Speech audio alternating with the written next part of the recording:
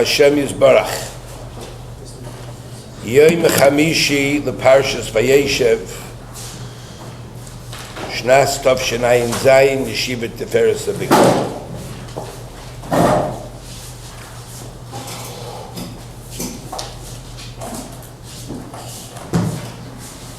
Human beings have a nature that they struggle with an oil. They don't like yokes. Is that right, Chaim? You like to be a free bird, right? The problem is that a person has no choice. You know why? Why don't you have a choice? Because it says Adam לעמול יולד. You know what that means? A human being is born to toil. Smoking, drinking, playing, sleeping, those are not called acts of toil. Even though some people toil to go to sleep. But that's not what the intention is. Adam לעמול יולד. Now, if you're aware of that, that has a tremendous matzav, that creates a tremendous understanding of a person. You must work.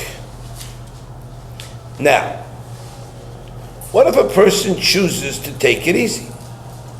The Gemara says you can't do that, it's not possible. The Gemara says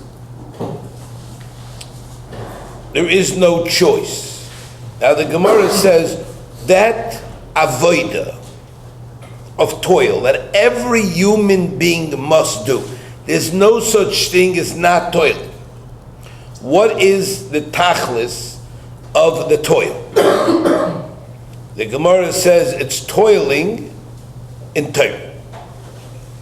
Everybody is created to toil in Torah. The more clears. Maybe it means to chat, sicha, to talk to others. Maybe it means amol, to go to work. You have to toil in Torah.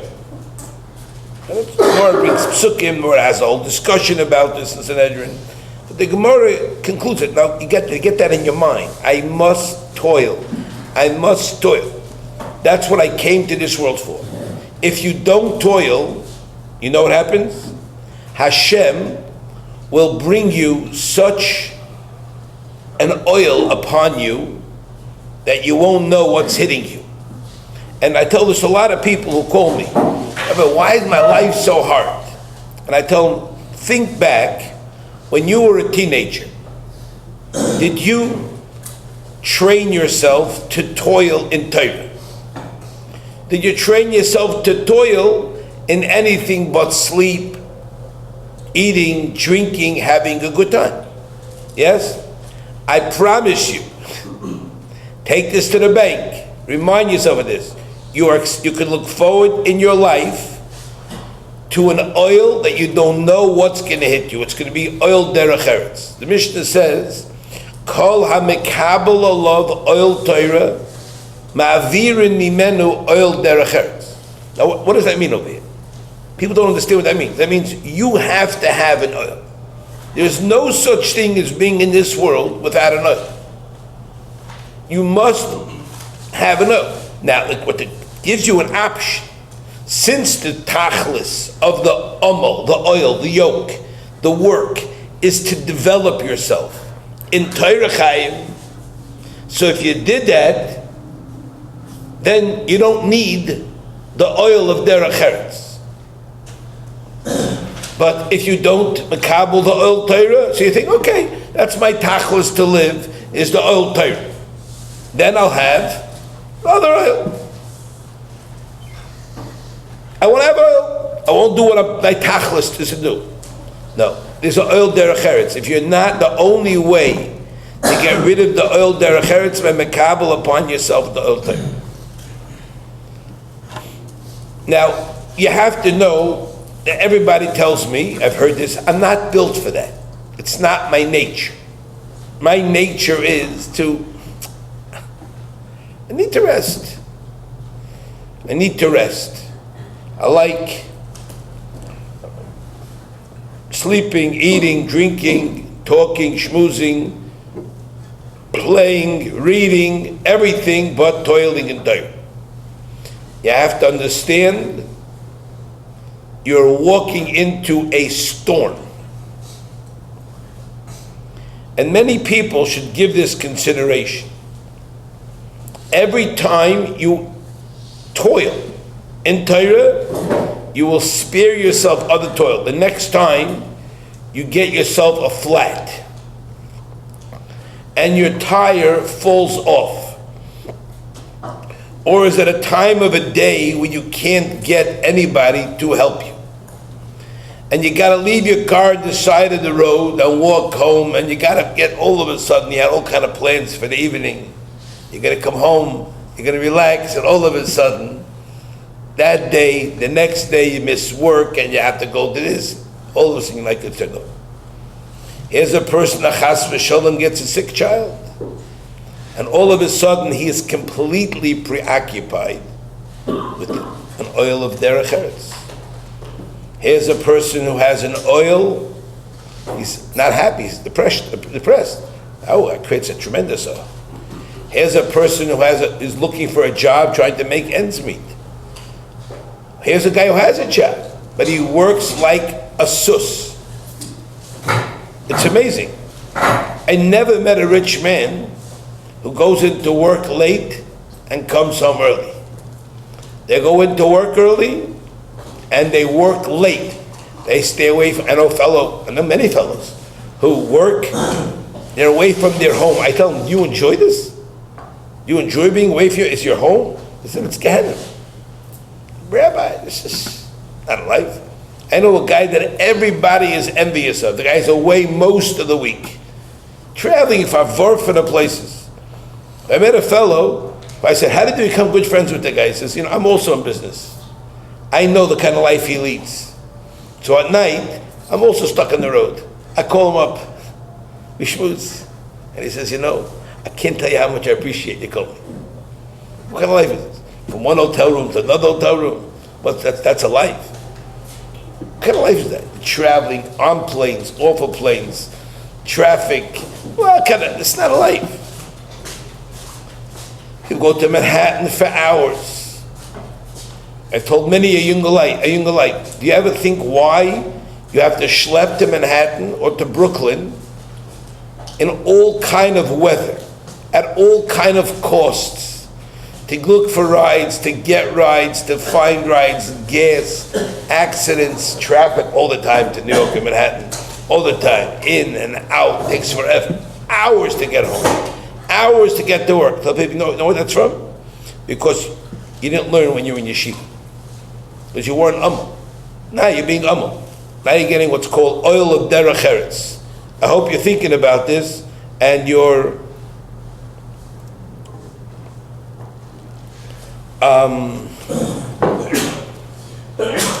it's a very important thing. People want to know, why is my life just so bogged down? I have so many things to do. Now at certain times, when a guy's a bacher, a lot of times he likes that life. Because he likes that life. He's chilling out, he's taking it easy. And today we're going to tell you our famous story with Hans. Remember the story of Hans, and I hope you'll learn your lesson so you don't end up like Hans. There were two Bachrim, a Rosh Yeshiva and his friend named Shmelke. And the Rosh Yeshiva told his Talmidim, me and Shmelke were born in the same little shtetl. We were born in the same week. A little city named Kard in Hungary. Now, imagine, he says, There were a couple tens of Yidden over there in the city. 1 week, 2 children born, 2 boys, 2 zones, Zachas, and 1 Shabbos. We went together to Cheder. We had the same Rebbe for many years, and we became best of friends, tight friends. Years later, it came time for us to go to yeshiva to be Mekayim, Avigdor l'mokim Torah. Now, there was no shaila to our parents that we were going to be together in the same yeshiva. We didn't do anything independently. There was no such a metzias otherwise. So, after a lot of thought and a lot of discussion, we decided we're going to learn in the yeshiva, under the Rosh Yeshiva of David HaKohen Naiman. They called him the Rebbe. They called him. Everybody had great respect for him. We traveled a long trip by train to the city that was close to that city where the yeshiva was. And then we rented a wagon, and the local Balagolosh took us over the bumpy roads, and we came to the yeshiva. We were tired, we were weak, and when we came into the heichel of the Beis Medrash, we forgot everything. The Koil HaTorah was mamish, boom, on a very high level. Tens and tens of Bochurim were shaking by the shtenders, and they convinced us to go to the Sfarim Shrank, and we took out a worn Gemara that has seen better days of use, and we sat down to learn b'chavrus, understandably. This is how we learned for a number of hours b'yegia and Gavaldike Hasmod, until we thought, I remember thinking that day that we thought, we're from the best baruch of this whole place. We felt so full of ourselves that we figured out, we made it here. For this reason, we were very surprised when, after a number of days, we were called into the room of the Rebbe, and from talking to a number of our new friends, they told us when you get called in, it's not a good zach. He doesn't call you in usually to give you compliments. No? So we had we were a little nervous, a little pressure. The Rebbe, we both walked in, we stood by the door, and the Rebbe looked at us, long and a hard look, from him to me to him. And then he began to talk. And he said, did you hear what happened in our city not long ago? He didn't mean to ask us, he meant to say, let me tell you what happened. So, but we didn't know that, and I said, we didn't hear about the story. So, he said to us, if so, have a seat. He said, I'm going to tell you the story, and it's going to serve, hopefully, as a life lesson. One of the Arelim, the Gentiles in this city, is called Hans. They called him Hans. And it came Hans's time to go into the army, the Hungarian army. But before they send you to the battlefront, what do? They give you training. They send you for training to learn how to be a good soldier. And they train you, and the purpose is to make you to be a soldier that could do good fighting on the battlefront. And without the training, there's no hope that you're going to learn how to do the job. Hans had one problem. You know what his problem was? He was a big atzlan, very lazy fellow. He wasn't prepared to put forth effort. But he was smart. He had tremendous street smarts. He was smarter than everybody. When all the soldiers went out to go training, to run and to this, exercises, he always find the Tiferes that he could hang back and to get away without the responsibilities. And the officers did not know how to deal with him. He always found a way how to outsmart them. Meanwhile, all his friends were moving forward in the training. They were learning to hold a gun. They were learning how to fight with the enemy. Hans was busy, Vayeishev, coming up with excuses how to avoid the responsibility. Those months of the training camp, every single guy was jealous of him.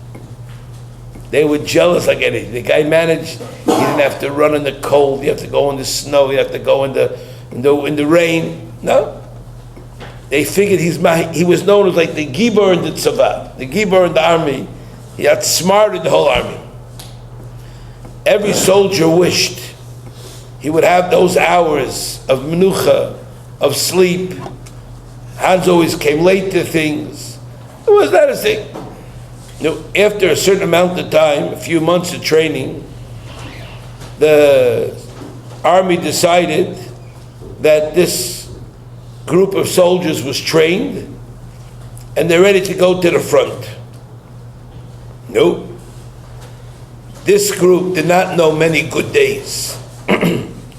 In one night, in the middle of the dark of the night, they were set upon by the enemy. Nope. All the trained soldiers woke up quickly, grabbed their guns, and they started to respond with live fire. It was a bloody battle. When the morning began to rise and the sun began to come up, quiet reigned once again in this place. And then they began to count. Tens of soldiers were wounded. Some little, some a lot. And among them they found one dead soldier. Who was that? The Gibor of the Tzava. The Gibor of the army.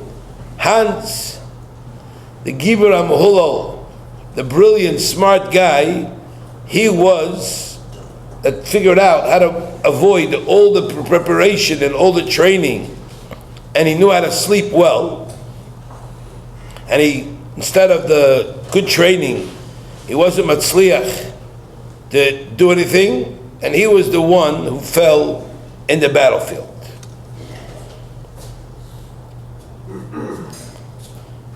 A number of days later, they made in the city a big levaya.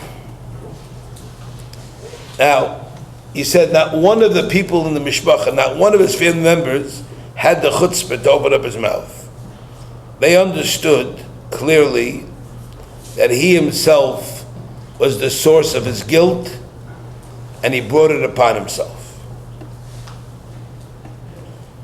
So the Rebbe turned to these two Bachrim and he said, Bachrim, there's a tremendous lesson and Musar Haskell to learn from this story.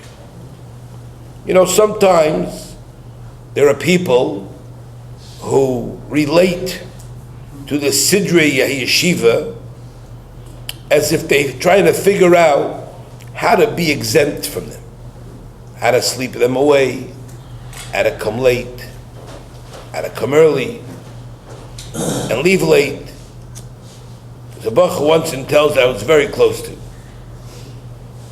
The guy was the most geschmacka, happy, classiest guy. The guy never showed up to one Seder. So I once asked him, how do you get away with it? He said, you got to learn the system. I said, what's the system? He said, I'll tell you. He says, first of all, I never miss being there by Yishtabach. Never. As lazy as I am, I never come before Yishtabach Chidises. I come Yishtabach time, after Baruch Hu, Rabbi Eli Golubkin, he should live and be well, takes the attendance. I have perfect attendance. I leave the second I finish my Nesr. I go back to the dorm, I'm in my pajamas for the rest of the day. I want to go shopping, I sleep for a long time, I go shopping, I borrow cars. He's a real cool guy, the guy. He wasn't a schlepper, he was an interesting guy. He played racquetball. He was always, the guy was amazing, the guy. He followed sports religiously. And then he always came back for Musa Seder. He never ever missed Musa Seder. Because Musa Seder is when Rebellion took a second check in a day. I tell him, "No, come on, you don't get away with that." He says, "Really?" He says, "You don't believe me? Go ask Rebellion." So I go to Rebellion, I said, so everybody tells you to carry around these little typed up lists, little books, little booklets with a green cover. Remember those, the green booklets, everybody's names? He opens it up, I tell him the Bacha. Zeyak with the Bacha. How do you know? If I felt this kin ein shachas, und jede Musa, the guy is here every single Musa Seder. And I walked away. I told the guy, and everybody was jealous of this guy. Nothing became of him. Everybody was just nothing. He was a nice fellow. He got married, he got divorced. He started a business, it failed. His parents got divorced. His father was also the same schlub. His father knew how to learn. His father put a safer out. But his father had this mishigas. His father was a sports nut. So what they would do, this even a beer push, he wrote a day, he put Sfarim out. Like this Sfarim, not one heavy Sfarim, but he wrote this Sfarim, and during this man, the father would drive, he had a bunch of boys. He would drive with all the boys around to follow his team. They drove 500 miles for games. It was cuckoo. They drove, I left the mother at home, and he went, and then one day his mother said to the father, "You know what? Get out of my life, give me a divorce, and you go follow your sports." The guy lost his job, one of these kind of job. He was a collector for him. He said, "Never a failure in life. Avu b'noi, oisev b'noi." This is what he was. I remember when I saw this story, I thought of that guy. I liked him a lot. I liked him a lot. Schmoozing him, he was going to my house, I tried to carve him. No, it was nothing. Listen, I hear you, everybody likes their way. My way is, he was honest. My way is, I like to have an easy life. Is there anything wrong with that? I told him, you don't like to have an easy life. I told him to do, but life is not made for that. You're never going to succeed in life. You're going to get away with things. So many people, Talmidim Yeshiva, don't understand that being in the Yeshiva is training. And when you're matzliach, to avoid the responsibility, you think you're ish matzliach. You're really paving the way of your life in such failure. It's not going to be normal. I mean, another guy, I once spoke, he was a guy people didn't like so much. I was speaking to him. I said, nothing's going to become of you. You're going to be a garnished mitnish. You know what he tells me? I have a surprise for you. I'm going to be a doctor. I told him the only shaykhs you're going to have to doctors is psychology or psychiatry. You're going to be a client, a patient of doctors. That's the closest you get. You're never going to, I told him, are you serious? You're going to be a doctor? I never knew, but I found that 20 years later what gave him that idea. Because he had an uncle who became fry, lives in Manhattan, and that uncle who became fry is whatchamacallit, is a doctor. Fry Chaya, he's successful, he worked hard, and he's a doctor. That was his dream, to be like, he was shoyev to be like his uncle. This guy himself got married, eventually, a doctor. He used to clean a restaurant, and then he was a burger flipper in a restaurant. And then he said he's going to become a caterer. Nothing. A ruined life. He got married. A bitter, schmutzige divorce he had. His wife thought, "You think you're smart?" She said, "I'll show you I'm smarter than you." She was outsmarted him. The guy lost his Heisen. It was Achmana Shabarachmanis. So the Rosh Yeshiva said to these Bachram, I want to tell you something. In the yeshiva, what you're doing is training. To the degree that you're going to learn and actually learn how to deal with the Mulchama, when you go into the world, you're going to be able to deal with the world. Your whole life in the future, the training takes place here, and what you're going to be in the future is determined right now. These Bachram who know how to avoid the exercises, they don't train themselves, and the yeshivas are considered the shmack cool guys that always know how to get away with it. No, maybe people are jealous of them. But once they get out in the world, these guys become the spitz lo yutzlachs. And every one of these guys tells me, I'm going to be rich. I told me too. We're going to both sleep on our couch, and we're both going to say, I'm going to be rich. I told him, to be rich, you got to work very hard. And you're not a hard worker. You don't even know how to start to work. Garnished. So I love when they all tell me, but I worked in the summer, I worked in a camp. I said, okay, did you go swimming too? Okay. I said, I don't care even if you got a lifeguard thing and you know how to swim. That's also, it's a life that can help you for life. When's the last time you heard a lifeguard walking around the street saving people in his pajamas, in his bathing suit? You understand? They're going to find out these guys are going to be chaloshim ma'od. That's all. The Rebbe didn't say one more word to us, pointed to the door, let us go. He left the whatchamacallit. Basically, they came to the yeshiva and they started playing around the shtickle, shtick. He said, we were very upset that the Rebbe to give us such musar, but we understood that he was 100% right. From the day we got to the yeshiva, we were learning about Smad.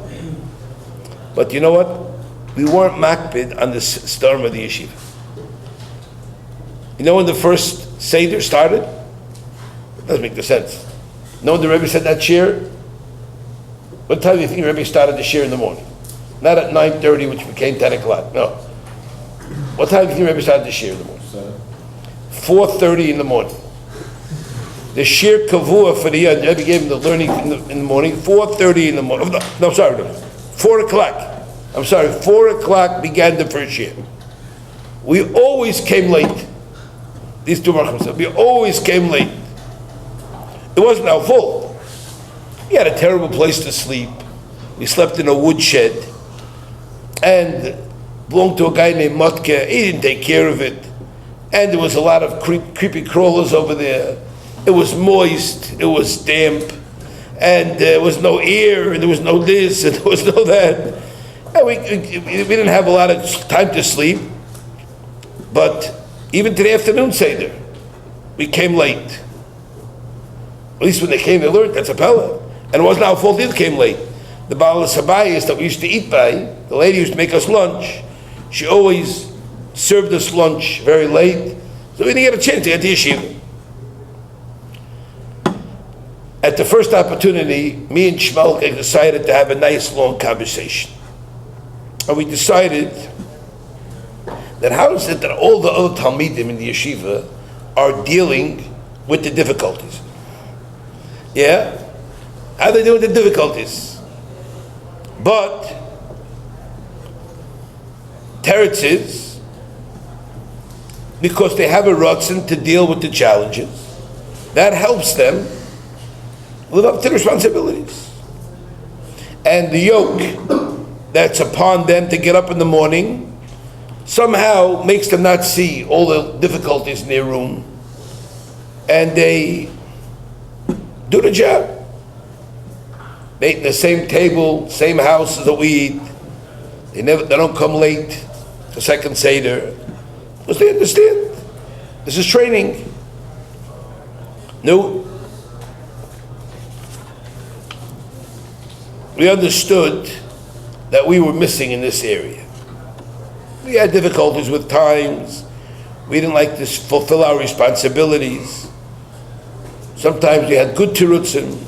Many times we didn't. We made tirutzim. But the talk was a long talk we had, but we didn't come to any conclusions. Another month went by, Chanukah came. Before Chanukah, that was the yontif that represents the nitzachon of Torah. The Rebbe requested of us to be mechazik b'limud Torah, and we should add extra hours to our learning. All the Talmidei Yeshiva were mischayev themselves to do the job. We also. There was only one difference between us and them. Every other Talmud, Hillel, demonstrated and lived up to responsibility. But they weren't matzliach to fulfill what they accepted by themselves. We knew we promised, we understood, but we couldn't. Not that we didn't want. We didn't want enough. We wanted it to do, but we didn't want enough. On Zoy's Chanukah, the Rebbe got up to the last day of Chanukah, the Rebbe got up to the Bima, and he gave a longer drosh in the yeshiva, and the central role is he praised, and he encouraged the Talmidim, the Chashuvim, that were makabel upon themselves to add hours, and they fulfilled their decisions, and to us it was like knives and swords in our hearts. We didn't have any chelik in this. We weren't part of that group. At that moment, I remember when the Rebbe was talking, he said, I was thinking of the story of Hans. And in the yeshiva, he said, till today, I was the keeper of the yeshiva. Everybody was jealous of me. I had extra hours to sleep, and I came late, I didn't have to rush. No, I couldn't control myself. It was a moment of breaking for me. For a number of days, I drained around the yeshiva, he says, lost. I felt like I didn't belong here. I didn't feel I have any shaykhs. And I began to slowly think, maybe I should forsake the yeshiva and quit. Now, as far as my parents was concerned, I didn't have any difficulties. Because in those days, there were many people my age, Bachar my age, who went to work already, and they helped their families make parnasa. So that night, I decided, when we came back to our little room, I had a good talk with my good friend Shmelke, and I discovered he also had the same thought.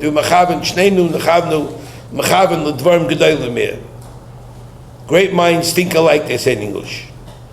So we both jointly were miyayish, and we decided at first light we're going to pack out of here. We both packed our bags, our suitcases, and we're going home. And then we decided to have some sleep. Moments after we lay down, I heard Shmelka snoring upside Geshmak asleep. But I said I couldn't fall asleep. I twisted and I turned, and I was thinking about my family and my house. I remembered my mother's tears when she made Adlokas Neiris on Shabbos, and she cried that her kid should be a Talmud Chochem, Ben Torah. I remember when my father, who was handicapped because he worked very hard, and Baruch Hashem, he said, he announced that I have money to megadol my Torah, my kids, the Torah, I remember the farewell, the crying, mamash, the tears, steigais, gvaksais. Don't worry about us, keep growing. That night, I couldn't close my eyes. But at the end, I fell asleep for a little while. The next time I looked at the clock, it was 3 o'clock in the morning. I woke up quietly, and I went to yeshiva. Shmelka slept, continued sleeping. He didn't plan to go back to yeshiva anyway. And I could imagine, I thought about the surprise that Shmelka must have when he finally woke up and he saw I wasn't in the bed with him. But He didn't come looking for me, and the whole derech I went to yeshiva, I Pashut went dancing b'simcha.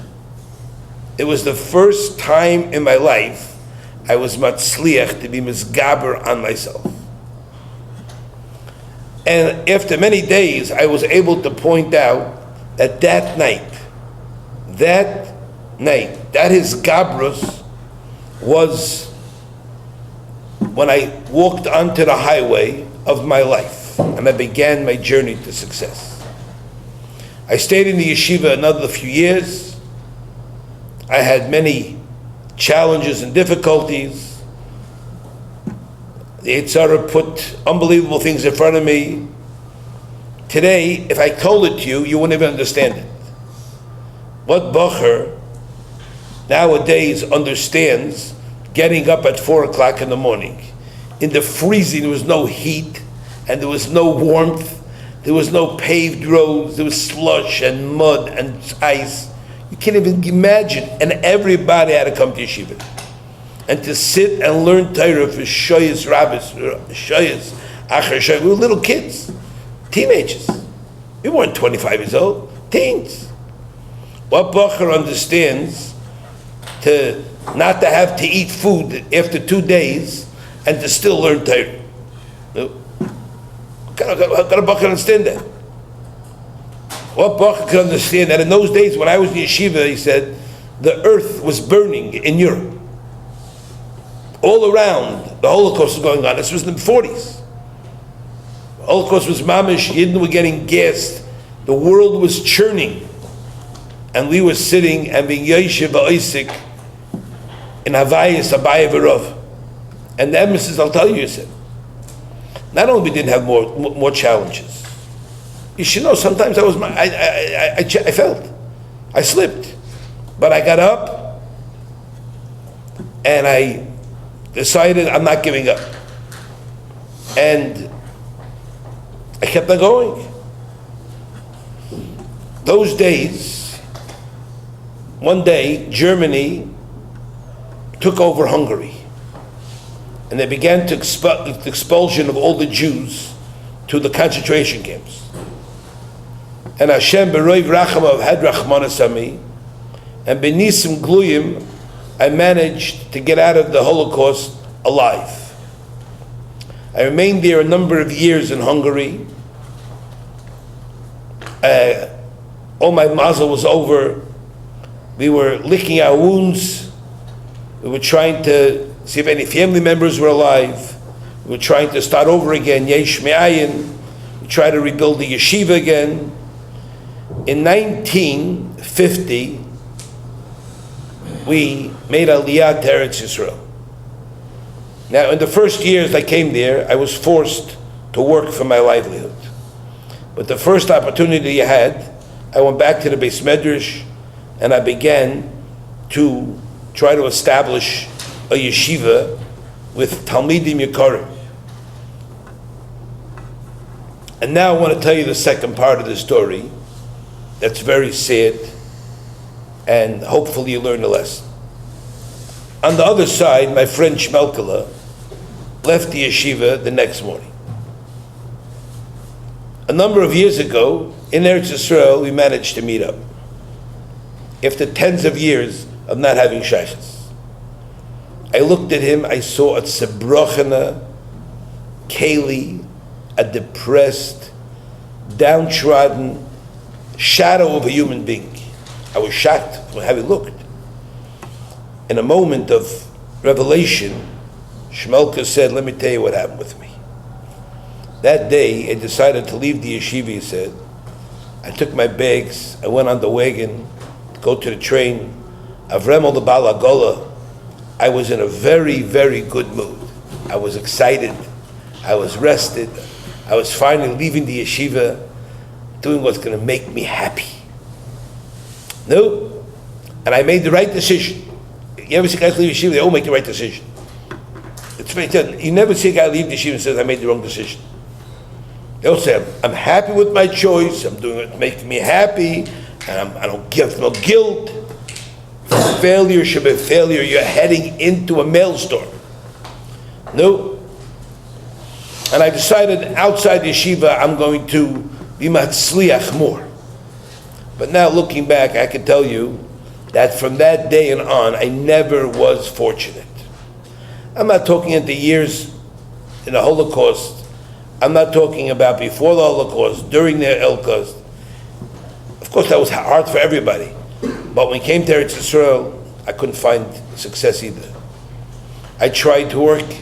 I worked in 20 different jobs. And not one of them was Amatzliach. The same problem I had in the yeshiva, I had the same problem in every mokim. I had to work for somebody, I had to be in time, you had to come early, you come late to leave late, you couldn't go when you want, to come when you want. I tried my shtick, it didn't work. I always was lazy, and I never came on time. They always chopped me, and they fired me. One place, another place. My jokes, my this, didn't help me out. No, a number of years afterwards, I finally got to marry somebody. No, once again, I had no nachas ruach. My wife constantly complained to me that I don't do what I'm demanded of me. I'm not responsible. How come I'm doing this? I'm running for this. I'm running for that. You never do what you're supposed to do. How are you going to succeed? And she didn't see me as a dedicated father, even though I thought I was. And the guilt piled up, and it took any happiness away from me. During her lifetime, I always blamed her. I always blamed her for all my failures. It was all my wife's fault. That's what these people do. I could never admit that she was right. But today, she's not around anymore. I can tell you, I know, understand, honestly, it's all my fault. And when I look over my life, I see myself always running away from my challenges.